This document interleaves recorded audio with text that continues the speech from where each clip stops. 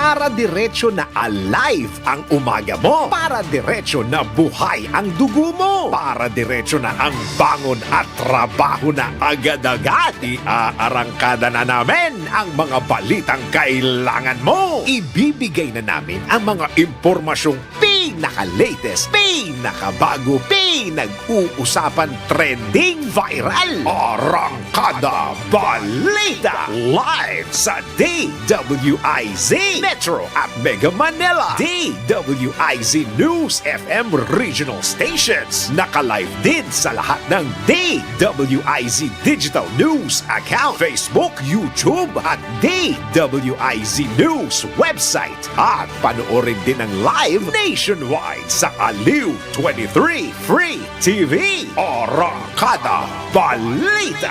Arangkada na sina Drew Nasino at si Ate Juday, Judith Estrada Larino. Gising ang morning mo sa Arangkada Balita.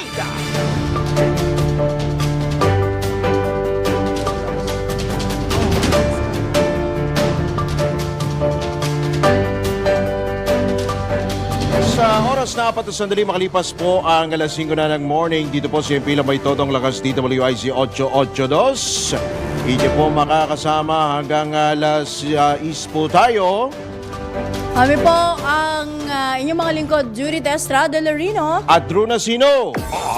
Arangkada Balita. At sa umaarangkada ang ulo ng mga balita, Pamban na Mayor Alice Go pinaimbestigahan na ni Pangulong Marcos. Arangkada Balita. Unang araw ng hulihan ng unconsolidated jeepney. Nako, generally peaceful. Ayon po yan sa PNP. Arangkada Balita. Mahigit 4 na milyong Pilipino hindi na maaaring bumoto sa 2025 elections. Arangkada Balita.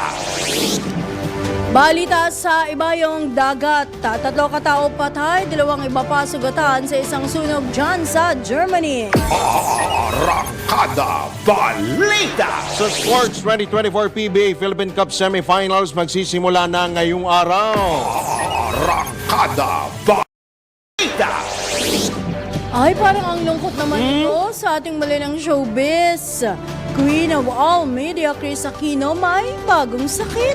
Arangkada Balita. At ang nabayanan sa viral kung makakaabot lolang namamalimos para sa graduation picture ng apo, inaantiga ng mga netizen. Drew Nasino at si Ate Juday. Arangkada Balita. Ngayon nga po ay araw na ng Biyernes. Ngayon po ay Mayo 17, taong 2024. At muli po kami po ang inyong mga magiging tagapagatid balita. UGIF, thank God it's Friday. Ako po ang inyong lingkod muli, Judith Estrada Larino. At Drew Nasino. Arangkada Balita. Sa umarangkadang ang detalye ng mga balita, iginit ni Pangulong Ferdinand Marcos Jr. na dapat lang imbestigahan si Bamban Tarlac Mayor Alice Go. Sa isang ambush interview sa Cagayan de Oro City, kinuwestiyon ni Pangulong Marcos kung paanong nahalal si Go sa nasabing bayan. Ipinaliwanag ni PBBM na kilala niya ang mga politiko sa Tarlac pero aminado siyang hindi niya kilala ang alkalde. Nagtatakaan niya sila kung saan nagmula o nanggaling ang alkalde matapos itong manalo noong 2022 local elections.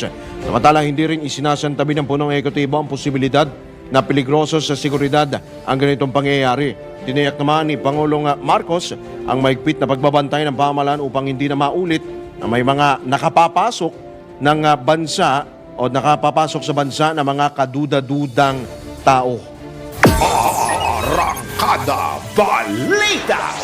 Sa kaugnay na balita, iniimbestigahan na ng Office of the Solicitor General si Bamban Tarlac Mayor Alice Go matapos lumutang ang mga hinala sa kanyang citizenship sa pagdinig ng Senado na sinusuri nga ang kanyang kaugnayan sa Pogo. Ayon kay Solicitor General Menardo Guevara, bumuo siya ng special team ng solicitors para sa nasabing issue.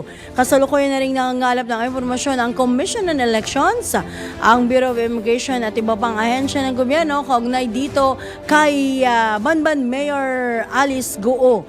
Matatandaang humarap itong si Mayor Guo sa Senado noong nakalipas na linggo para sagutin ang mga aligasyong sinusuportahan niyang operasyon ng Pogo sa kanyang bayan dyan sa Bamban na sinalakay nganong Marso, kung saan nadiskubre ng mga otoridad ang ebidensya ng human trafficking, serious illegal detention, physical abuse at torture. Pero ang kanyang mga sagot, wala po akong alam.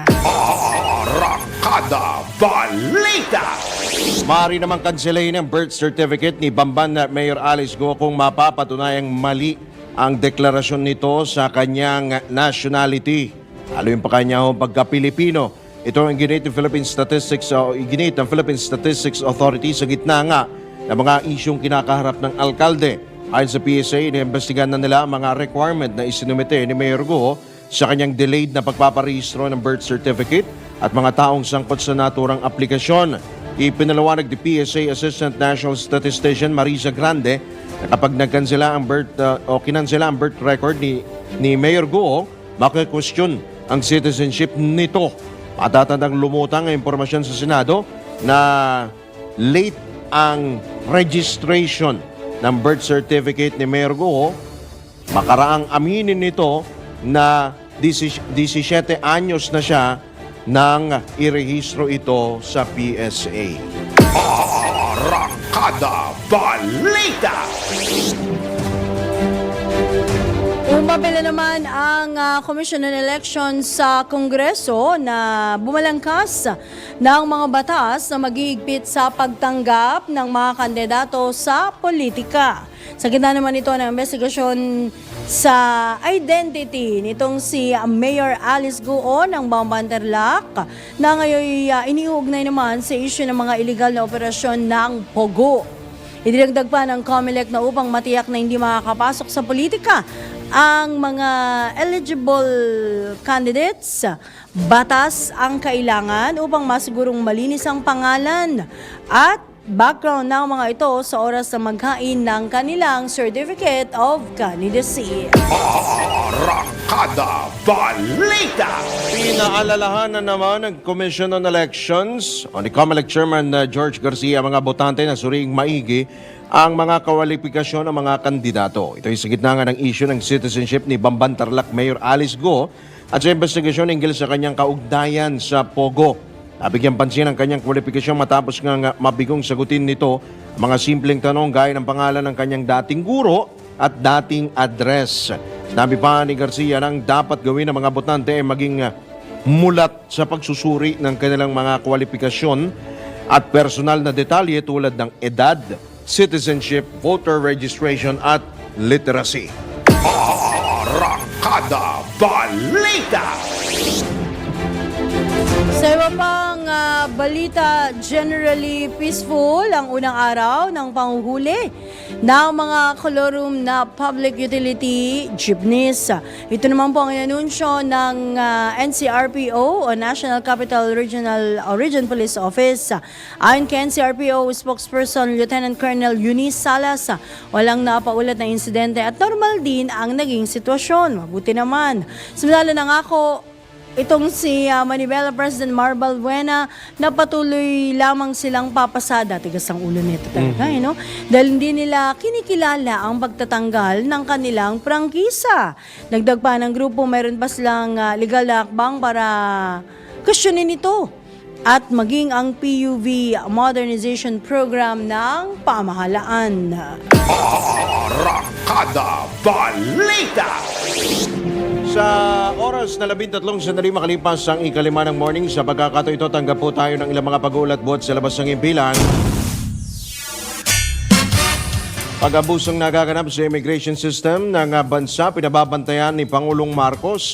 Ang detalye, atid ni Patrol 13 Gilbert Perdes. Nakikita ni Pangulong Ferdinand Marcos Jr. ang pangailangang bantayan ng mabuti ang posibleng mga pag-abusong nagaganap sa immigration system sa bansa. Sa ambush interview sa Cagayan de Oro City, binigyan din ni PBBM na dapat pantay-pantay naman ang regulasyon sa lahat ng mga individual na pumapasok sa bansa, anuman ang kanilang pinanggagalingan o nationality. Aminado ang Pangulo na maaaring naabuso na nga ang sistemang pang-imigrasyon kabilang na ang posibleng paggamit paggamit ng mga pekeng dokumento, panggagaya ng identity ng mga individual na nais pumasok sa bansa. Ilan anya sa mga nakakapasok sa bansa ay hindi naman marunong sa wikang Tagalog o magsalita ng Pilipino o kaya ay magbisaya. Sinabi pa ng Pangulo na bilang tugon dito mahalagang suriing mabuti ang mga aplikasyon, lalo na mga kumukuha ng tourist visa at naiko-convert pa raw ito sa student visa at maging ang mga bumibili ng lupa na nagpapanggap ng mga Pinoy. Binigyan din pa ng Pangulo na tutugisin ng mga otoridad ang mga individual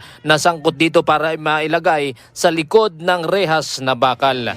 Patrol 13, Gilbert Perdes para sa Himpilang May Todong Lakas. DWIZ, nagbabalita ng tama, naglilingkod ng tama. Arangkada Balita! Sa iba pang balita, Pagadian Airport muli raw nagbukas para sa commercial flights.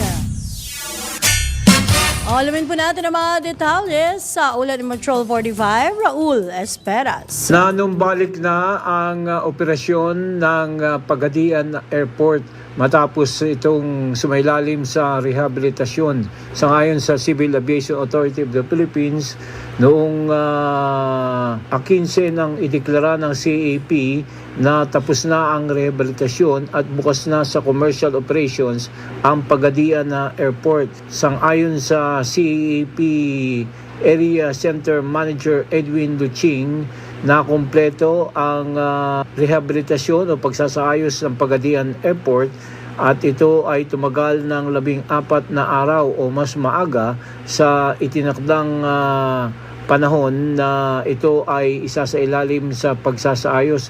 Gayunpaman, umaabot sa 120 affected flights ang naapektuhan ng isara ang Pagadian Airport at matapos nga itong ayusin ay nanumbalik na ang commercial operations ng iba't ibang mga airline. Raul Esperas, Patrol 45, nagbabalita ng tama, naglilingkod ng tama sa Himpilang May Todong Lakas, DWIC. Kapag may bagong balita, naka-on air, agad-agad, DWIC Patrol Report! Samantala, dako naman tayo sa pag-uulat mula sa probinsya. 6 na individual arestado dahil sa magkakaibang kaso. Ang pag-uulat ihati ni Manong Ronald Idol Cabzat Domingo.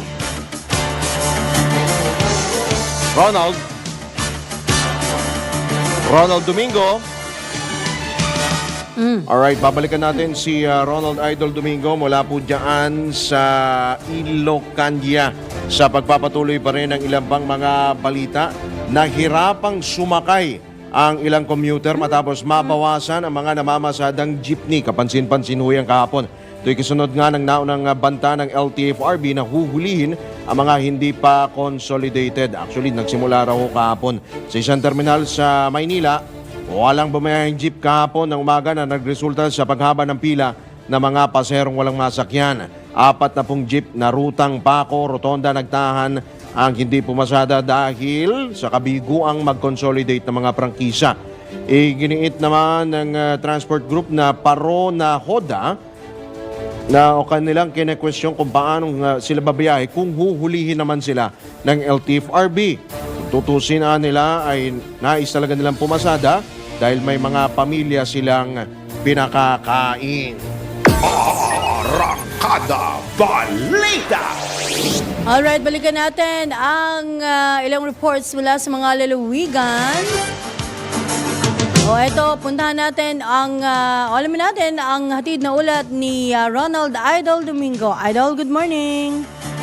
6 namang individual ang nadagdag sa listahan ng mga nakuling wanted person sa sinagawang malawakang manhunt operation ng Cagayan PNP.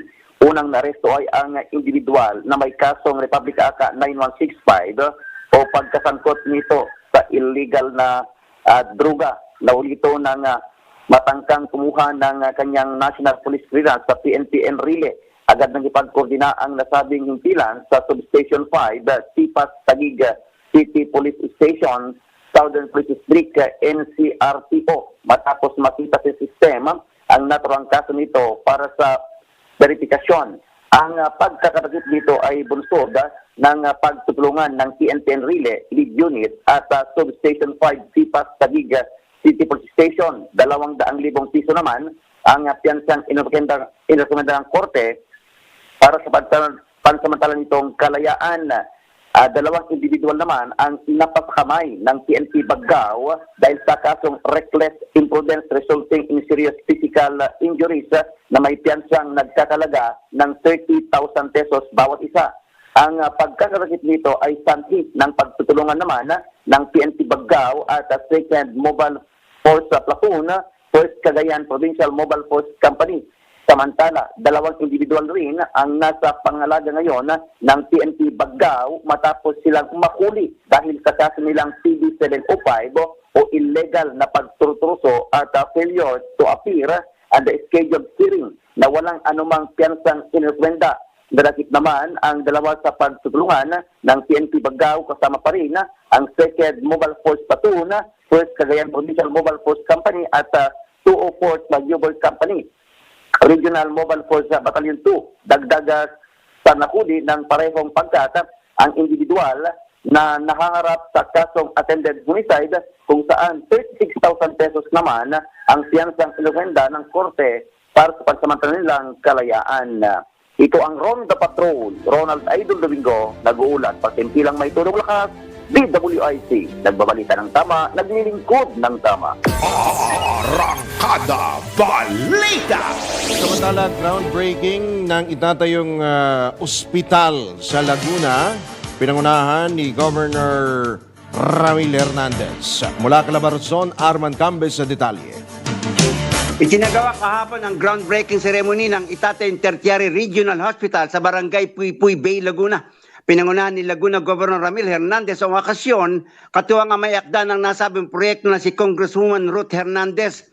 Naging panahon pandangal naman si DOH Undersecretary Dr. Ariel Valencia, gayon din si Vice Governor Karen Agapay at Laguna 3rd District Congressman Loreto Amben Amante. Sa harap ng mga city at municipal mayors at iba pang opisyal ng pamalaan, sinabi ni Congresswoman Hernandez na ang nasabing tertiary hospital ay tutugon sa pangunahing pangangailangan ng lahat ng Lagunenyo ng isang mabilis, maayos at dekalidad na serbisyo medikal na mayahalin tulad sa mga malalaking private hospital sa bansa kung saan libre ang mga laboratory examination, ultrasound, MRI, CT scan, 2D echo, ECG at lahat ng medical procedures.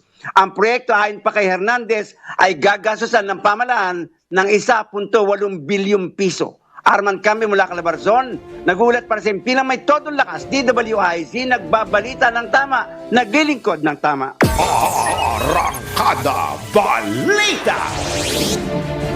Sa iba pang balita, umapila ang piston o pinagkaisang sama ng mga tsuper at operators nationwide sa umano'y deliberate massacre. Aba, deliberate massacre na ginagawaan ito ng pamahalaan sa panguhuli sa mga unconsolidated jeepney. Ayan binigyan ng piston na ang naturang hakbang ay pag-atake sa karapatan ng publiko para sa accessible at murang transportasyon. Kaugnay nito, binatikos din ng grupo ang anilay kawalan ng konkretong plano ng pamahalaan sa mga driver at operator na hindi nakiisa sa franchise consolidation. Magunitang nagsimula nga kahapon ang panguhuli ng LTFRB sa mga unconsolidated jeepney na itinuturing na ngayong kolorum. Arangkada Balita! Samantala, tanggap naman tayo ng pag-uulat mula sa ating Metro Patrol. Sabi natin mula kay Kakang Louie Angeles dyan sa Bulacan. Yes, good morning Kaka at ating determinado si Governor Daniel Fernando na tuparin ang kanyang pangako na bawasan ang trapiko sa pamamagitan ng road clearing operation at pagsiguro sa naligtas at mapayapang probinsya sa kanyang pangunguna sa second quarter joint meeting ng Provincial Peace and Order Council, Provincial Anti-Drug Abuse Council at Provincial Task Force and Local Communist Armed Conflict o LCAP. Nitong nakaraang araw sa Hiyas Pavilion ng Hiyas Bulacan Convention Center. Nagkaroon ng public hearing tungkol sa mga road clearing operation, mga pagpupulong kasama ang mga alkalde at ang mga kapitan kung paano lulutasin at kung paano pa rin ipapatupad ang mga road clearing operation sa mga bayan at barangay, at malaking bagay ito para maibsan ang trapiko lalo na sa buong lalawigan. Mula rito sa Bulacan, ito si Metro Patrol Louie Angeles para sa Impila May Todo Lakas, DWIC, nagbabalita ng tama, naglilingkod ng tama. Arangkada Balita! Samantala, eto, speaking of daloy po ng trapiko kahapon medyo maluwag-luwag po. Wala pang itinatalagang mga personnel ang LTFRB na manguhuli sa mga kolorum na jeep. Ito ang nilinaw ng LTFRB matapos nga umarangkada kahapon ang hulihan sa mga bumabiyahing jeep na bigong makapag-consolidate ng prangkisa sa panguna ng LTO, MMDA at PNP. Ayon naman sa MMDA, naghihintay pa sila ng guidelines para mula sa LTFRB para makapanghuli ng mga hindi pa consolidated na chopper at operator. Nagpaalala naman ang LTFRB sa lahat ng consolidated jeepneys na ilagay ang kanilang mga dokumento sa dashboard o windshield para hindi na maabala pa. Arangkada Balita! Sige lang. Nabawasan ng 40%, 40% ang mga jeepney sa Metro Manila. Ito ayon kay Roberto Caobet Martin, ang National President ng Pasang Mazda. Ito'y dahil sa mga nabigong mag-consolidate sa ilalim ng Public Utility Vehicle Modernization Program ng pamahalaan at ang pagbebenta ng ilang operator ng kanilang mga unit. Sa panayam ng DWIZ, sinabi ni Caobet na mula sa 65,000 unit, bumaba na lamang sa 35,000 hanggang 40,000 ang mga jeep na may hawak na lehitimong prangkisa. May mga kopya po ng legitimate franchise holders in the National Capital Region ay 65,000 po iyan na unit. Subalit itong aking nakita ng mga month ago or 2 months ago, halos nasa 35 to 40,000 lang. But I do not have the exact figure. Karamihan niya po noon talagang nagbenta, hindi lang po sa aming hanay, sa ibang hanay, nagbenta, nagtiyang ng mga sasakyan. Kanya po medyo nabawasan po siguro ng mga 40% ang jeep natin sa Metro Manila. Sinabi pa ni Caobet na umabot na sa 90% hanggang 95% ang mga nakapag-consolidate. Kaya naman, kumpiyansa si Caobet na patuloy silang makapagseserbisyo sa mga mananakay. Well, ang grupo po namin ay patuloy na nagsiservisyo sa ating mga kababayan at almost 90 to 95% ay nag-consolidate na po sa aking hanay. Kanya wala po kaming pinangangambahan kundi patuloy po ang paghahanap po ng ating hanay, ng ating kasapian upang magbigay ng serbisyo sa ating mga mananakay. Yan mo naman mga kaibigan ang tinig ni Roberto Caobet Martin, ang National President ng Pasang Mazda sa panayam ng DWIZ. Arangkada Balita! Magbabalik po ang ilang pa sa mga malalaking balita ngayong dito sa Arangkada Balita TGIF Edition. Makalipas lamang po yan ng ilang paalala at ang oras. Time check, 5:27 na ng umaga. Arangkada Balita!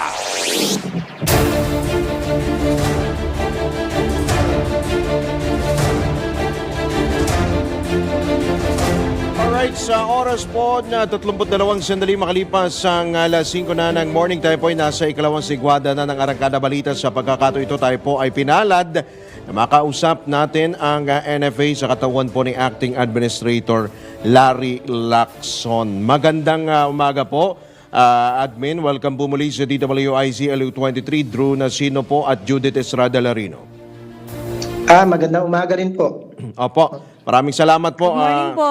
Admin, sa inyo pong pagpapaunlak bago tayo magtungo doon po sa ibang napakahaba pong issue dito po sa RTL at yung sa inyo pong procurement po ng palay.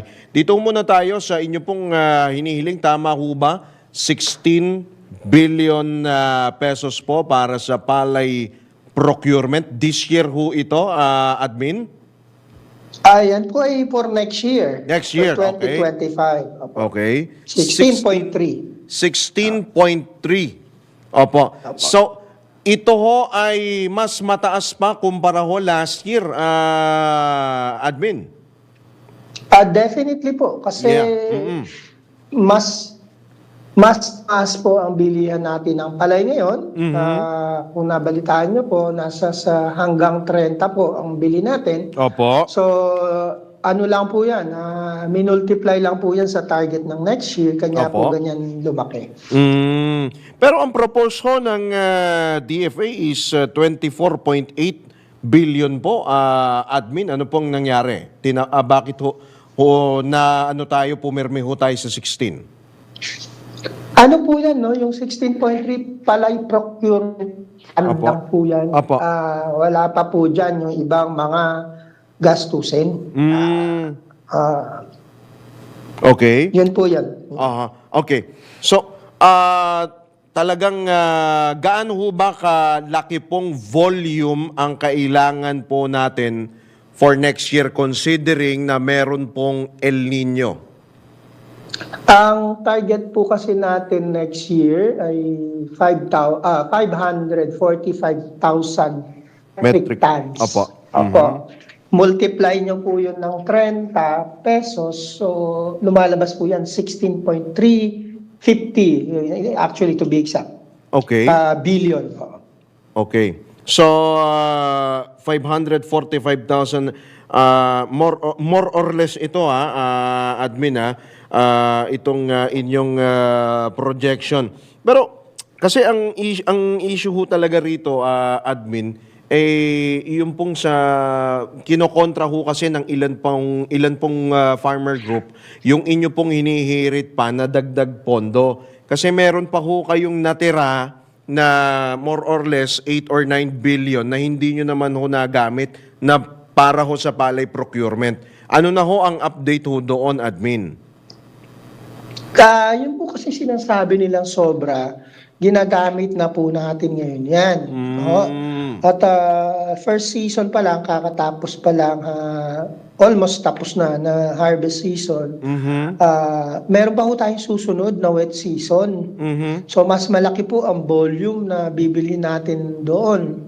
So ako po, ang tingin ko, mukhang magagastos po yung pondo na yon this year. Okay. So, kung may sumobra man po, it's probably kung ang maging condition ay wala kaming masyadong mabili RTL. dahil bumaba ang ani or masyadong maulan, kulang kami sa drying. Yung po mga condition na yun, pag nagsama-sama, hindi ho namin talaga mauubos yan. Okay. Good morning muli, Admin Lacson. Opo, si Judith Estrada Larino po ito. Sir, ano ang take nyo, anong komento nyo dun sa pagbabalik daw ng ilang mandato ninyo, no? Dito sa paano kalang amyandahan itong RTL or Rice Tarification Law. Pero sabi ng Pangulo, isi-certify niya na nga as urgent yan. Kami po sa NFA, ang laging position po namin, kasi kami yung sabi nga na parang nasa receiving end, meaning kami yung tatanggap ng mandato. Opo. We are not really for it or against it. Kung madagdagan po kami ng mandato, ang magiging aim lang po talaga natin ay ipatupad dito ng mahusay. Yun lamang po ang aming position dyan. Welcome po kung may karagdagang trabaho, pero sa totoo lang, karagdagang trabaho po yan. Medyo mas marami po kami iintindihin. Kung meron po, wala. Ayos lang po sa amin. Di parang mas okay na rin yun kasi may mga lumulutang mga nakalipas na araw din na admin, lalo na nung nagkaroon ng kontrobersya ho dyan sa inyong tanggapan. Yung mga sinuspend. Oo, tuluyan na raw buwagin Yung yung iba NFA. binalik, no? Oo, di ba? Opo, alam natin yung mga kaganapan na yon. Yes. Hindi ko rin masisi kung bakit may mga ganyang komento, lalo Opo. na po sa Senado. Kasi may mga history po na hindi natin may tatanggi. Yes. Kaya ako naman, bilang bagong administrador, acting administrator ng NFA, mahigit 2 buwan pa lang po tayo, nakita ko naman yung mga dapat baguhin. Opo. So, ang akin bigyan lang, kasi napakaraming mahuhusay at matitinong kawani ang NFA na Totoo. umaasam din na bigyan kami ng pagkakataon muli na gampanan ng mabuti ang aming trabaho, which ngayon yun ang ginagawa namin, no? Opo. So, yun lamang po. Pero kung ano't ano man ang wisdom ng Kongreso, ng Senado, tatalima lang po kami kung ano po yung gusto nila. Opo. Yun. So kahit ang binabanggit po ni Secretary Kiko Laurel yung sa RTL ay hindi naman talaga tuluyang ire-restore yung full power ng NFA. So okay lang May po sa ilan inyo lang. na kumbaga minor role, 'di ba? Admin kapag inamyandan itong tuluyang amyandan itong RTL. Opo, tama po yun. Very clear naman po si Secretary dyan at kami po ay talagang sang-ayon sa kanya. Kasi po ang sitwasyon ngayon, kahit anong mangyari sa presyo sa merkado, kahit umabot yan ng 100 piso, wala pong magagawa ang gobyerno. Wala pong magagawa si NFA, wala pong magagawa si DA. Yun po yung iniiwasan, yung nakatali ang kamay ng gobyerno sa mga ganitong mga sitwasyon. Ngayon, ang hinihingi naman po ng DA ay mabigyan ng kapangyarihan kahit pag panahon ng spike ng prices na unusual, unnatural, gusto niya sana ni Secretary na makapag-intervene ang NFA. Since si NFA kasi, siya yung may dating mandato nito. Ang expertise na kay NFA. Kumbaga, kung alam na ng isang ahensya kung ano ang gagawin sa mga ganitong sitwasyon, kumbaga, ang tingin ko lang bakit pa nga ba naman ibibigay sa ibang ahensya kung ito'y meron na? Hindi natin may kakailan na si NFA po yung nagpapatupad natin yan. Ngayon, kung ayaw naman po ng Senado, sa NFA, okay lang din po kay Secretary yan, kahit DA po ang magpatupad. Sa amin po, okay din po yun. Ang importante po dyan, kahit sinong ahensya pa ng gobyerno ang bigyan ng kapangyarihan, dapat po merong isang ahensya na kayang mag-intervene sa market para naman po sa ating mga kababayan. Yun lamang po ang ang pinakahangad ng pamunuan ng DA. Hindi tali ang ay ng gobyerno. At ma-regulate yung presyo, lalo ng bigas. Di ba, Admin? Opo. Para din po maiwasan or mapigilan yung mga posibleng pananamantala. Yun lamang naman po ang kagustuhan dyan. Okay. Gaano ho ba kalaki ngayon po ang volume po? I mean, hindi, bukod doon po sa aangkatin po na binabanggit po ninyo, 545,000 metric tons. Ang volume po ng production ho ba ngayon, kumbaga, meron na ho ba kayong projection dyan, Admin? Ganito po, yung 545,000, hindi po natin aangkatin yon. Bibilin lang po natin yun sa diretso. Sa local farmers po yon. Yun po ang nasa batas, hindi po natin inaangkat yun. Target po natin yun, nagagastos yung 16.3 billion para po sa mga magsasaka. Bibili tayo sa magsasaka, wala pong iba. So, pagdating naman po sa projection ng production, palagay ko po, I'm not the competent person to say that. Ang Department of Agriculture po ang may hawak noon. So, para po mas klaro, doon po tayo sa DA, manghihingi ng projection. Mga gaano kaya katagal yung niyan? Ilang buwan kaya ang itatagal ng buffer natin ngayon, Admin? Mga ilang buwan kaya yan? Yung buffer stock natin. You mean yung kasalukuyang buffer stock natin? Oo. Hindi po buwan kasi mandato naman ng NFA Council, 9 days lang. 9 days. Hindi na po 15 days, hindi 30, hindi 60. 9 days lamang po base sa pag-aaral ng mga eksperto. 9 days lamang po yan. Sa ngayon po kasi, ang dapat na buffer stock natin, 300,000 metric tons of milled rice. Okay? Ngayon po, nasa sa 95,000, almost 96,000 metric tons na po tayo. Bigla pong nag-jump ito, halos nag-triple, nag-double, more than double, simula nung pinatupad natin yung bagong price scheme kung saan pwede tayo mamili mula 23 pesos hanggang 30 pesos per kilo for clean and dry. So, bigla pong nainganyo ang ating mga magsasaka. Ito pong huling salvo, last 3 weeks ng harvest, talaga pong napakarami natin May pahabol nabili. pa, admin. May pahabol pang ani. Meron pa. Yung mga latak-latak, medyo nahabol pa po natin. Sa Bulacan po, marami pa pong mga latak-latak na nabibili. At iba pa hong Region 1 and 2, meron pa hong kaunti pa rin na nabibili. So lahat po yan hinahagip po natin para makadagdag pa sa buffer stock natin. Okay. Ano hong reaksyon nyo, admin, dito? Medyo lumiso tayo ng konti. Doon po sa mga empleyado ho ninyo, sa mga opisyal po ninyo na, kumbaga, inabsuelto po ng ombudsman, ibinalik po Binalik sila, sa 72 pwesto, po oo. silang... Yung pinakahuli, no? yung pinakahuli po, na binalik ko sa pwesto. Ano ho ang epekto ho nito sa kabuuan ng operasyon ng NFA? Itong latest na 72 na lift yung suspension, hindi po absuelto ang ibig sabihin nun, kundi Okay. na-lift lang po yung suspension. Ito po yung karagdagang 72 manpower. No? Definitely makakatulong po ito sa ahensya. Sa ngayon po, kanya hindi kami ganun kabilis kumilos dahil we're just making kumbaga, we just make do with our current manpower. So, Okay. with the 72 addition, additional po ito, tutulong sa atin. So mabuboost nito yung inyong operasyon, hopefully, no, admin? Opo, definitely. Makakatulong po ito. Alright. Naku, sige. Baka meron ko kayo mga karagdagan pa mga panawagan, admin, sa atin hong mga mambabatas at lumusot na nga sa ikalawang pagbasa sa Kamara itong ang amyenda, yung panukalang amyenda, ito pong RTL. Baka meron pa ho kayo mga karagdagan pa ho, inputs pa, admin. Okay.